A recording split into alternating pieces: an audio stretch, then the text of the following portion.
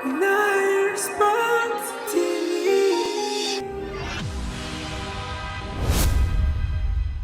Reka twongere tubaramutse mubwe mwese mudahingeshanya gukurikirana ibiganiro bica kuri Nine Sport TV.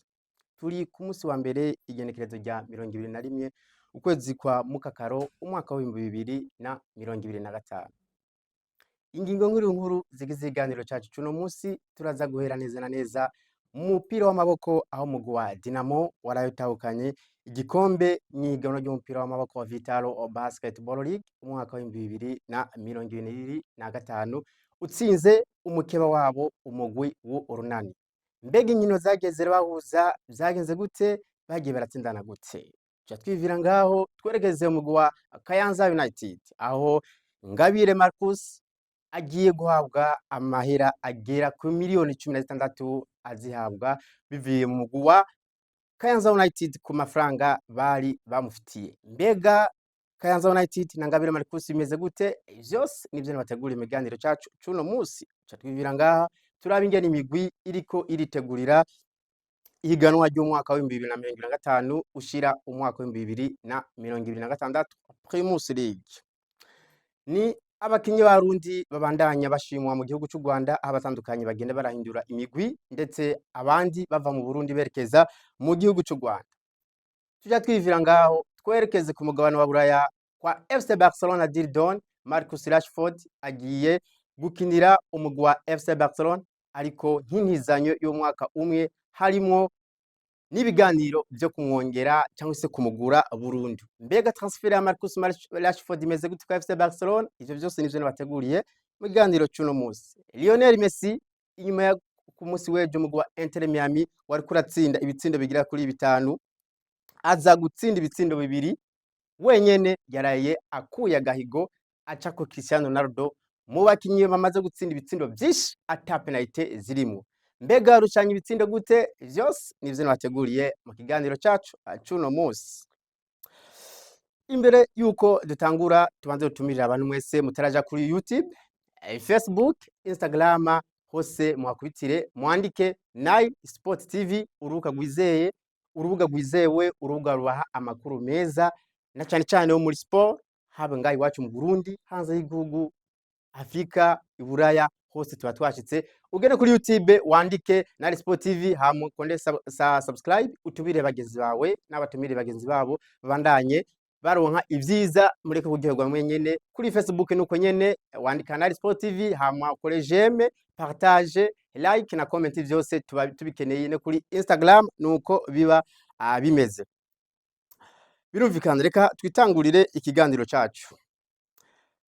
Ku munsi w'ejo noho hakinwa urukino twovuga rwanyuma mu nkino za playoffs rugira indwi rwaruko ruhuza umugwi wa Dinamo n'umugwi w'Urunani. Birumvikana ni imigwi yose isanzwe ikunzwe umupira w'amaboko ngaha mu gisagara ca Bujumbura ndetse no mu Burundi hose muri rusange. Tuvuze basket turumva mu izina rya Dinamo, turumva mu izina ry'Urunani. Tugabuza ko imbere yuko bashika muri finale ndavuga ati baronka uburenganzira bwo kina inkino za nyuma ni Dinamo muzi yari yashoboye kuba ukuramwo umugwi wa Rezipo mu gihe Urunani bwo rwari rwashoboye kuramwo umugwi wa Remesha. Mukamuzi ko Dinamo yakuyemwo Rezipo ku ntsinzi 3 zose kubusa. Mu Urunani rwakuyemwo nuvuga Remesha ku ntsinzi 3 kuri 1. Urumva ko Dinamo yacironka uburenganzira bwo kina finale za playoffs et puis n'Urunani ruronka uburenganzira bwo kina finale za playoffs. Mukamuzi ko finale normalement ni nkino indwi ariko umugwi utangwe gutsinda inkino zigera kuri 4 birumvikana ko ubo warushije wundi mukeba aca twara igikombe. Rero urukino rwa mbere novuga ati game ya mbere Urunani ngo novuga ko Dinamo niyo yatangiye gutsinda. Dinamo yatsinze amanota 85 kuri 76 y'Urunani. Game ya kabiri Urunani nagoce ruraza ruca rutsinda amanota 83 kuri 67 ya Dinamo.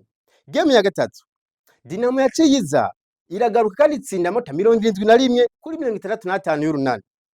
Game ya kane Urunani nagwatsi ndagarutse ruca rutsinda amanota 67 kuri 56 ya Dinamo. Na game ya gatanu rero isa niyaraje nabi abakunzi ba Dinamo, urunani rwaciye rugaruka rutsindira amanota 82 kuri 80 y'umugwi wa Dinamo. Ni n'urukino rwari rwatangiye kuvugisha abatari bake. Game ya gatanu hari hasigaye amasegonda agera ku 9 ariko umugwi w'urunani uri nyuma, ahubwo Dinamo ari imbere, ariko umugwi w'urunani uraza mu masegonda 9 urakura mu manota 9, baca bongerako n'amanota 2 barushije urunani, pito barushije Dinamo. Aho niyo ni game igira gatanu. Game ya gatandatu rero ariyo yasa yari kuza igahindura byose, Dinamo ikaca itaha epu urunani bagaca twara igikombe. Rwabaye ku munsi wa gatandatu, ariko uko urunani rwari ruvyiteze siko wabibonye, ahubwo Dinamo yaciye izitsinda amanota agera ku 62 kuri 61 y'umugwi w'urunani. Iyo ni game ya gatandatu, bivuze ko habayeho difference y'inota rimwe. Umva ko ibintu vyaciye bisubira itoto, bose baciye baronka intsinzi zitatu. Ubundi bwobwo ku munsi wa gatandatu kw'igame ya gatandatu, iyo urunani ruza gutsinda umugwi wa Dinamo byari guca birabiheza, ariko Dinamo yaciye ibyankira. Game y'indwi rero byase yuko ariho iza kubidedanura byose, yabaye ku munsi w'ejo w'Imana igice cy'icenda kuri Departement de Sport, aho abantu benshi isinzi ry'abantu bari bahibereye, aho ubona ko ku kibuga ca Departement de Sport abantu iyo hakina Dinamo n'urunani abantu babura aho baja. Bivuze ko utagiye kare urabura aho uja, ariko n'urukino rwaciye rurangira ku manota 68 kuri 51 y'umugwi w'urunani. Urumva ko Dinamo yaciye ironka intsinzi zigera kuri 4 ku ntsinzi zitatu z'urunani. Gutyo birumvikana ko nkuko nabivuze mbere, Dinamo iciye itwara igikombe ca Playoffs 2025, ikaba ari nayo ekipe izoja iserukira igihugu novuga mu nkino za BAL. Rero uno munsi abatariko mwibaza eske ko Dinamo yari yazanye abakinyi beza, urunani rukazana abakinyi beza, eske vyafiriye? Nyibuke ko Playoffs zitanguye, yaba Dinamo yaba urunani bose bazanye abakoca bashasha. Mukaba muzi ko Dinamo no munsi yariko yamenyerezwa na Chagnon Julien asanzwe ava mu gihugu cy'u France.